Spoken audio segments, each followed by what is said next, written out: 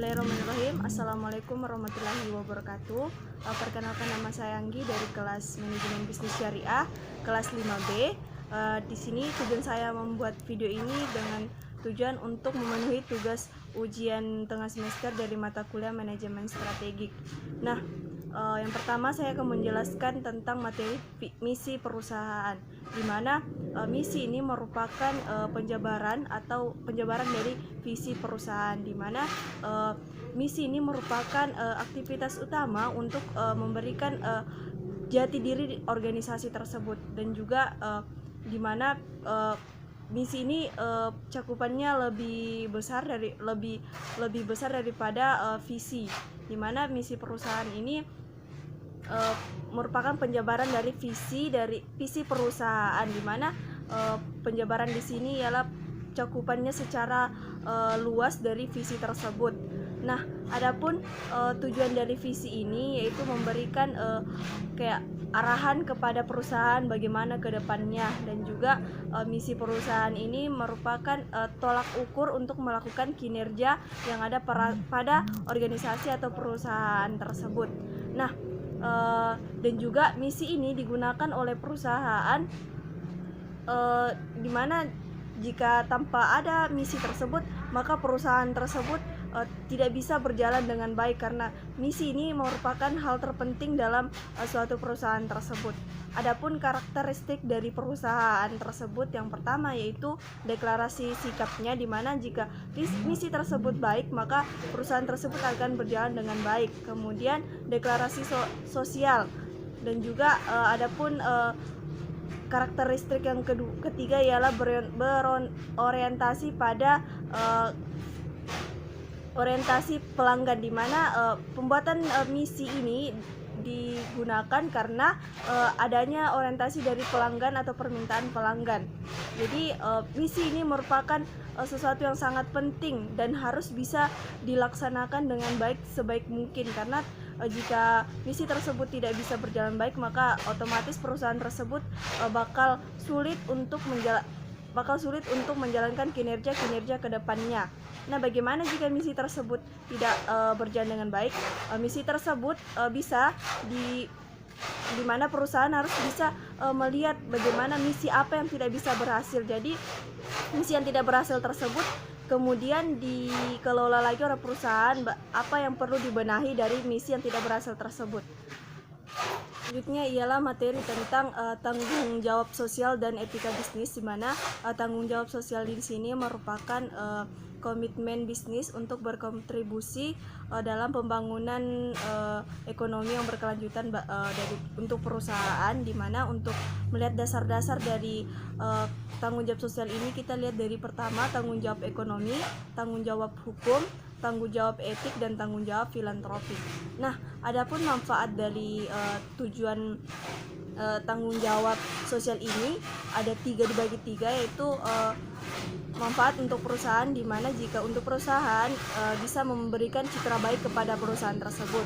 Kemudian manfaat untuk masyarakat, di mana masyarakat bisa melihat hubungan antara perusahaan dengan masyarakat. Kemudian yang ketiga ialah manfaat bagi pemerintah, di mana dengan adanya tanggung jawab sosial ini, pemerintah bisa mengatur tatanan ke arah yang lebih baik karena ada partner dalam mengatur bisnis yang ada di negara tersebut. Ialah tentang etika bisnis, di mana etika bisnis ini merupakan sesuatu yang berhubungan dengan cara untuk melakukan suatu pengelolaan bisnis yang berkaitan dengan personal, masyarakat, dan perusahaan. Adapun peran etika bisnis di sini, yang pertama itu di mana perusahaan dapat mengontrol dan melihat bagaimana sisi buruk dan sisi baiknya dari perusahaan tersebut. Dan etika bisnis ini mengatur tentang moral dan bagaimana etika yang baik dalam berbisnis untuk perusahaan tersebut. Selanjutnya saya akan menjelaskan tentang lingkungan eksternal, di mana lingkungan eksternal di sini merupakan sesuatu yang bisa mempengaruhi sesuatu yang ada di luar perusahaan yang bisa mempengaruhi perusahaan tersebut, seperti variabel-variabel yang ada di luar perusahaan. Kemudian di mana lingkungan eksternal di sini dibagi menjadi dua kategori. Yang pertama itu kategori lingkungan umum, di mana lingkungan umum ini merupakan lingkungan yang berada di luar organisasi yang tidak berpengaruh pada operasi perusahaan. Contohnya itu faktor-faktor yang mempengaruhinya itu seperti faktor ekonomi, faktor sosial, faktor demografi, faktor hukum, faktor politik.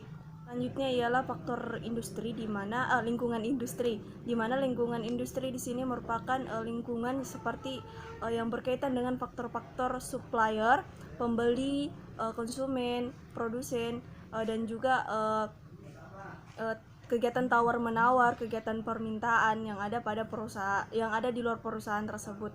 Selanjutnya saya akan menjelaskan tujuan dari analisis lingkungan, di mana dengan adanya analisis lingkungan ini memberikan kepada suatu perusahaan untuk menilai kinerja dari perusahaan tersebut, bagaimana menilai strategi, di mana jika strategi yang diberikan itu, strategi yang pertama yang dilakukan itu strateginya belum terlalu bagus. Jadi dengan adanya analisis lingkungan tersebut,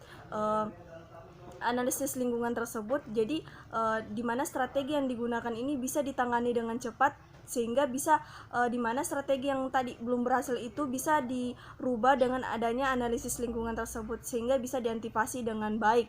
Selanjutnya ialah analisis lingkungan eksternal, di mana di sini yang dianalisis itu seperti ancaman dan peluang yang ada di luar perusahaan tersebut. Nah, adapun proses-proses yang harus dilalui dalam analisis lingkungan eksternal ini, yang pertama itu melakukan pemindaian, di mana pemindaian di sini mengidentifikasi tanda-tanda awal dari analisis tersebut. Kemudian yang kedua ialah melakukan pengawasan, di mana dilakukan pengawasan terhadap pemindaian tersebut. Selanjutnya ialah proses peramalan, kemudian meramalkan apa yang diawasi dari pemindaian dan pengawasan tersebut. Dan yang terakhir ialah melakukan penilaian atau evaluasi dari ketiga proses-proses tersebut, apa yang harus dilakukan dari analisis lingkungan eksternal tersebut. Selanjutnya saya akan memberikan pemateri mengenai lingkungan global, di mana lingkungan global atau global environment ini merupakan elemen-elemen di luar negara yang dimana perusahaan beroperasi, yang mana potensial mempengaruhi kinerja perusahaan baik berupa peluang maupun ancaman.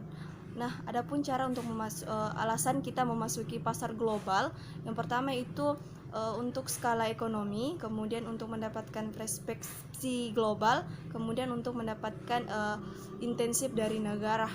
Nah, adapun tahapan-tahapan yang harus dilalui untuk memasuki pasar global, yang pertama itu tahapan domestik, yang kedua tahapan internasional, yang ketiga tahapan multinasional, kemudian yang keempat tahapan global, dan yang kelima ialah tahapan global.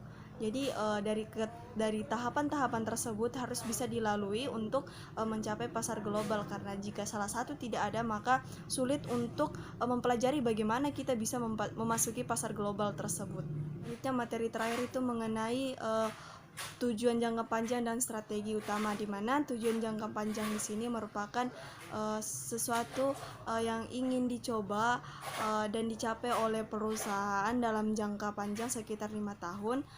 Adapun tujuan dari tujuan jangka panjang ini meliputi kayak yang pertama itu probabilitas, kayak lebih mementingkan kayak untuk mencapai peningkatan laba, kemudian produktivitas, yang kedua produktivitas, yang ketiga posisi kompetitif, selanjutnya hubungan dengan pengembangan karyawan, hubungan dengan karyawan, selanjutnya kepemimpinan teknologi, dan hubungan dengan masyarakat. Jadi tujuan ini harus bisa dilalui oleh perusahaan dalam untuk mengefisienkan manajemen strateginya. Ialah mengenai strategi utama, di mana strategi utama ini merupakan pendekatan komprehensif atau cara-cara yang dilakukan oleh perusahaan untuk mencapai tujuan jangka panjang tersebut. Jadi cara-caranya di sini tujuan itunya harus bisa lebih bisa kayak strateginya harus bisa lebih meningkatkan tujuan, dan harus bisa dimana strategi tersebut harus bisa mencapai apa yang diinginkan oleh perusahaan. Seperti strategi yang digunakan itu strategi mengatur karyawan, pertumbuhan karyawan melalui kayak bentuk motivasi kepada karyawan. Jadi strategi dan tujuan jangka panjang ini sangat berpengaruh untuk perusahaan, karena kedua hal tersebut saling berpegangan satu sama lain. Jika tanpa ada tujuan, maka strategi tidak bisa berjalan dengan baik, sedang begitu pula dengan sebaiknya. Jika ada tujuan dan tidak dilaksanakan dengan strategi, maka tujuan tersebut hambar tanpa adanya strategi tersebut.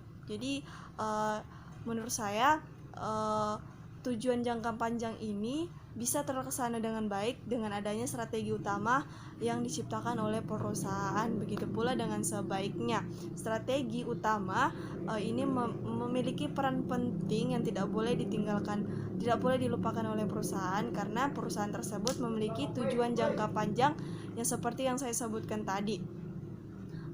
Mungkin itu saja penjelasan materi yang saya pahami dari beberapa pertemuan. Saya akhiri, wabillahi taufiq wal hidayah. Wassalamualaikum warahmatullahi wabarakatuh.